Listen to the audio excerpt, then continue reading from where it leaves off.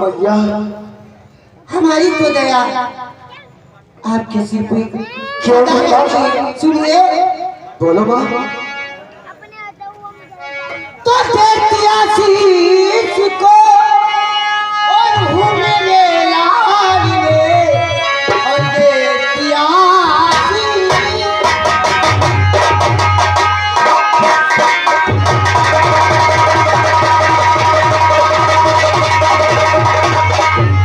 और मेरे लाल में कल के तारे गगन में चमकते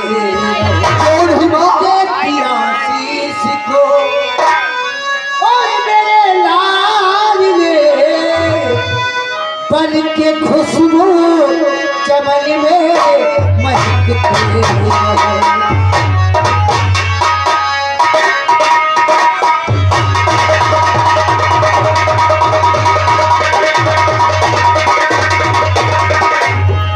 मेरे लाल, हमारा आशीर्वाद आपके साथ सदा रहेगा। वाह मेरी माँ, तो धन्य है और ये मैया मेरी और तेरा आशीर्वाद और मेरा साथ देगा और आपका मैं आदेश बताता हूँ।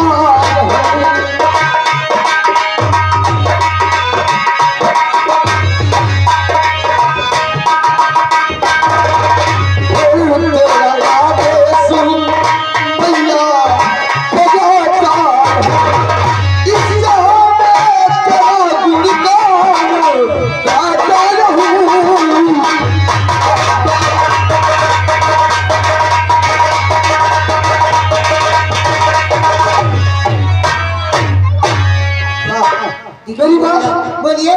तू बहुत अच्छी माँ हो, क्योंकि मैं तो 5 महीने का था। हाँ माँ, बोलिए लाल। जिस दिन से मेरे बाबूजी भगवान को प्यार हो गए, उस दिन से माँ तुमने माँ और पिता का दोनों का मुझे प्यार दिया है मेरी मैया। देखिए लाल, जब से तुम्हारे पिताजी गुजर गए हैं, घर में कुछ खाने को नहीं है, अपना काम धंधा करके मैं तुम्हें पढ़ा लिखा रही हूँ, सच कहती हूँ माँ, तुम्हें स्कूल भेज रही हूँ। बिल्कुल सच है। हमारी जब तक जिंदगी रहेगी मैं तुम पे अपनी सारी जिंदगी निछावर कर दूंगी मेरे लाल। क्यों नहीं माँ, लेकिन भैया बोलिए लाल। मैं तुमसे कुछ कहना चाहता हूँ। क्या कहना चाहते हो बेटा? और तुम इतनी अच्छी है। क्या? हाँ?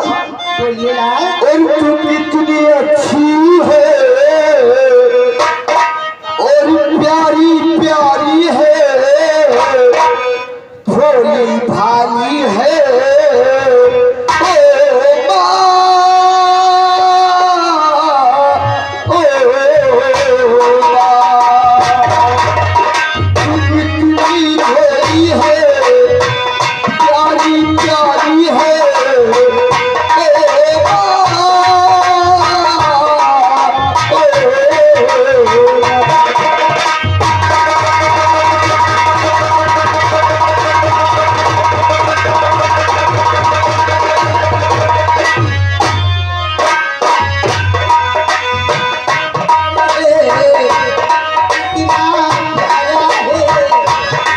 मेरे लाल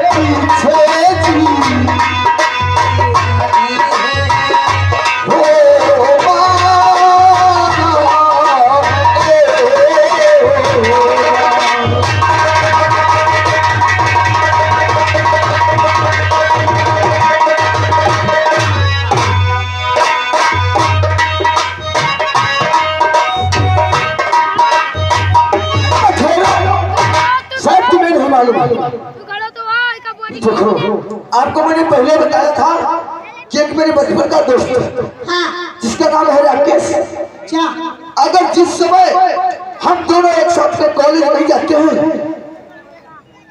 न तो हो जाएगा कॉलेज, अगर हम पहले से तैयार होकर के निकल जाते हैं तो आगे रास्ते में बैठ जाते हैं कि मेरा दोस्त आता होगा, अगर वो जाता है तो वो भी बैठ जाता है। देखिए यार, आप संगत चाहे जिसकी करो, मैं इतनी मेहनत करती हूँ, हर कोई माँ अपने बेटे के लिए करती है।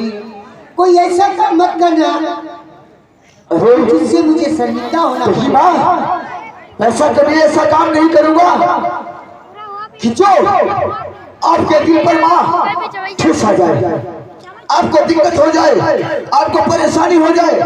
मैं ऐसा कदम भर की नहीं उठा सकता हूँ मेरी माँ, इसीलिए मैं आपसे इजाजत चाहता हूँ।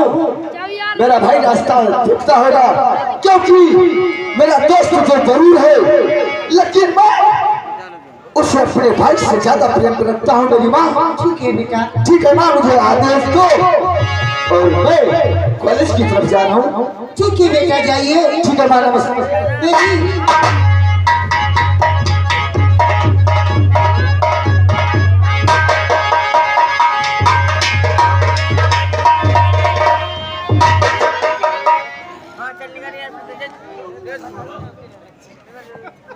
हेलो, अबे बोल रहे। हाँ शांत। नमस्कार नमस्कार नमस्कार। क्या काम की सामान होना चाहिए? 5 घंटा हो गए, अब तक मोती वापस क्यों नहीं आई? यार दोनों आते होंगे। ठीक है, तुम्हारे कहने के मतलब हम उसका थोड़ी देर इंतजार करते हैं।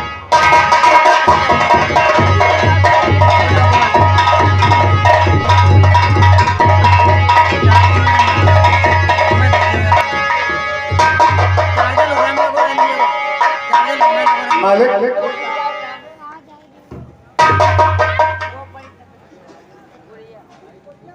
आओ आओ मोती, हम तुम्हारा ही इंतजार कर रहे थे। मोती, ये तुम्हारे चेहरे पर 12 क्यों बज रहे हैं? आखिर क्या बात है मोती? तो बात क्या है और मोती बताओ मुझे, बात क्या है?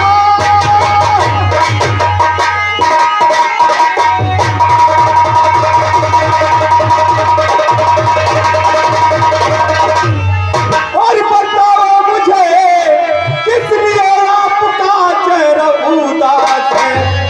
सच बताओ मुझे, कुछ छुपाओ नहीं, किस लिए आपका चेहरा उदास है?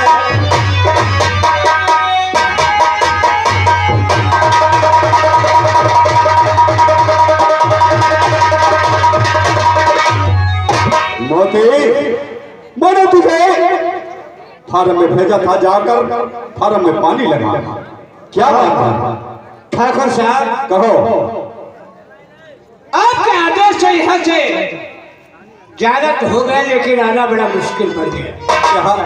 लेकिन ये आना मुश्किल पड़ गया, क्यों? हाँ ठाकुर साहब, और हुआ जाके झगड़ा वहाँ पर करा।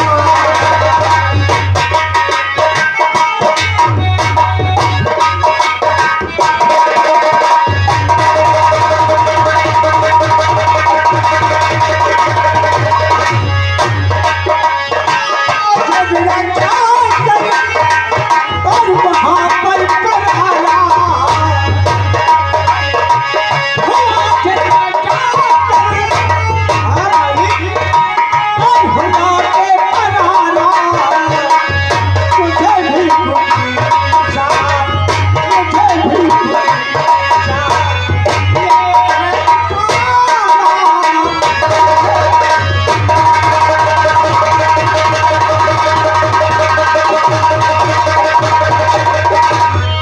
क्या कहा मोती? वहाँ तुम्हारे किससे झगड़ा हुआ? ठाकुर साहब, मोती, और बताओ मुझे सब वहाँ का नजारा। सब बताओ।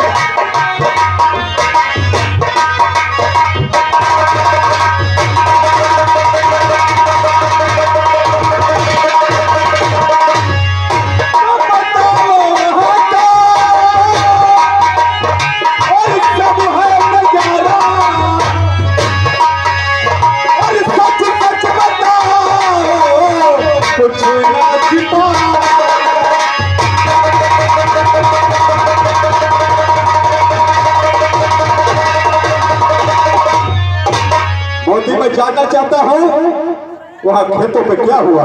ठाकुर साहब कहो।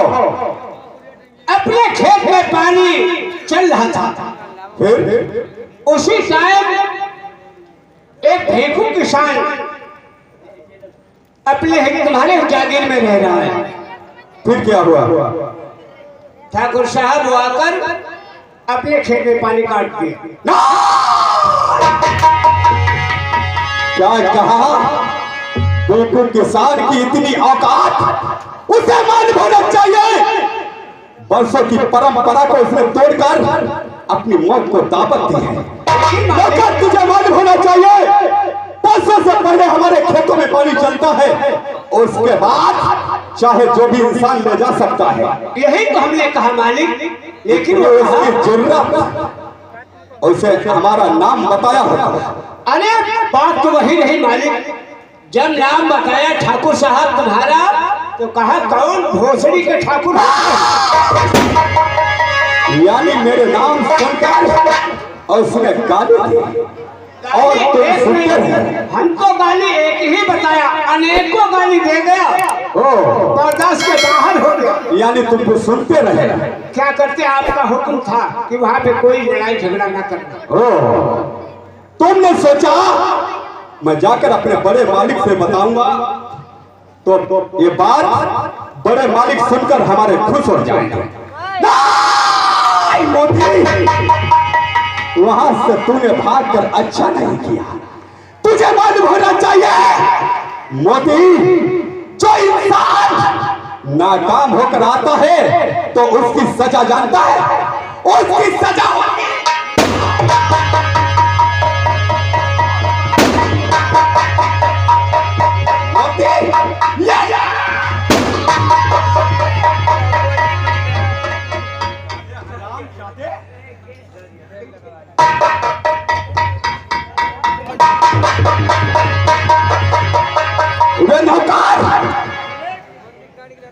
जाकर इसकी लाश उठाओ और पीछे वाले खंडर में किया।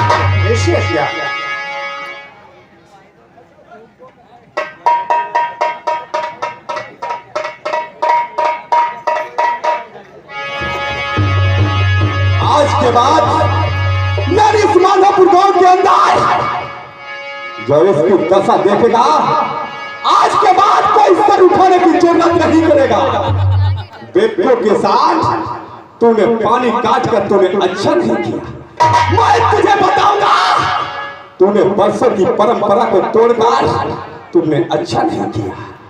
मैंने इस माधोपुर गांव के अंदर इतनी दहशत बना रखी है, याद रखो भगवान कसम, इस माधोपुर में जो भी इंसान यानी बगावत करने की जरूरत करेगा उसकी सजा होगी।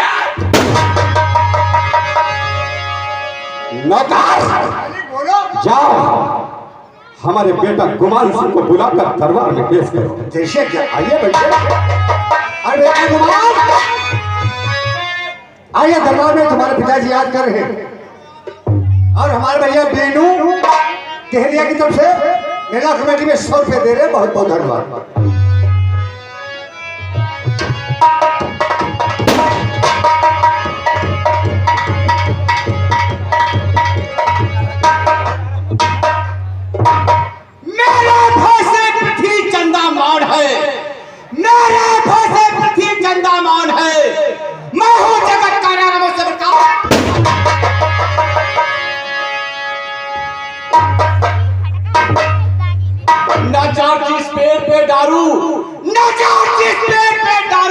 सूठी 60 हो जाए, नजर फेरों का सौदागर।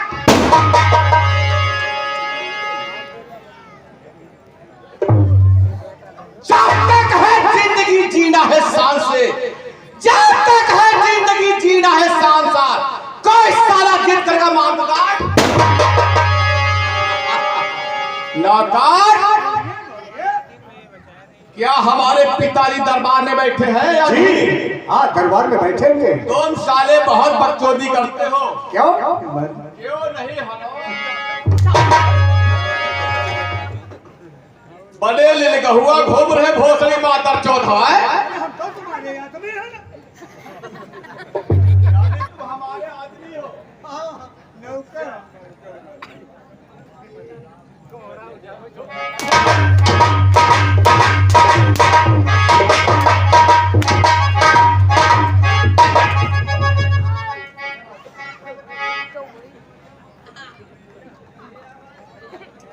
यानी हमारे पिताजी बैठे हैं दरबार में। चलो हम चलते हैं दरबार में।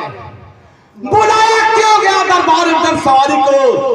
बुलाया क्यों गया दरबार में जब सवारी को? झोंक के आजाद करना।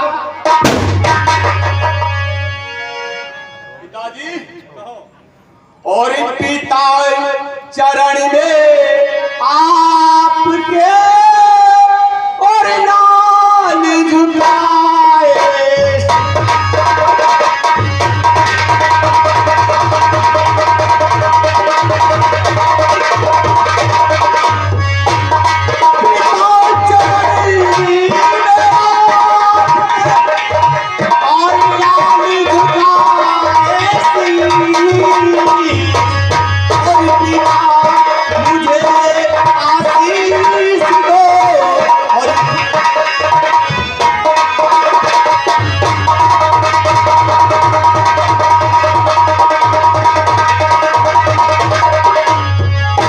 बेटा गुमान सिंह, पिताजी हमारा तो आशीर्वाद तेरे साथ हमेशा सच कहते और हमेशा रहेगा। क्यों नहीं? गुमान सिंह, पिताजी और जुग जुग बेटा तुम जियो और रहो सदा के।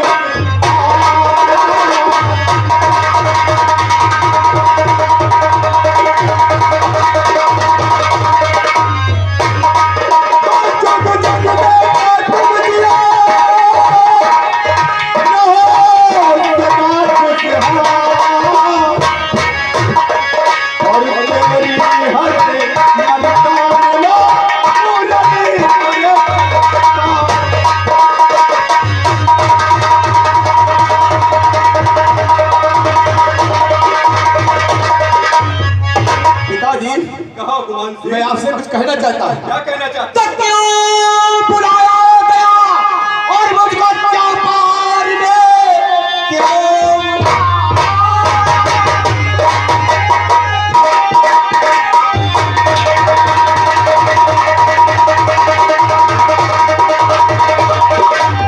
और दरबार में काम क्या है पिताजी ये बतलाइए। आपके सामने है और गुमान सिंह करा राजे दिल सारा अपना।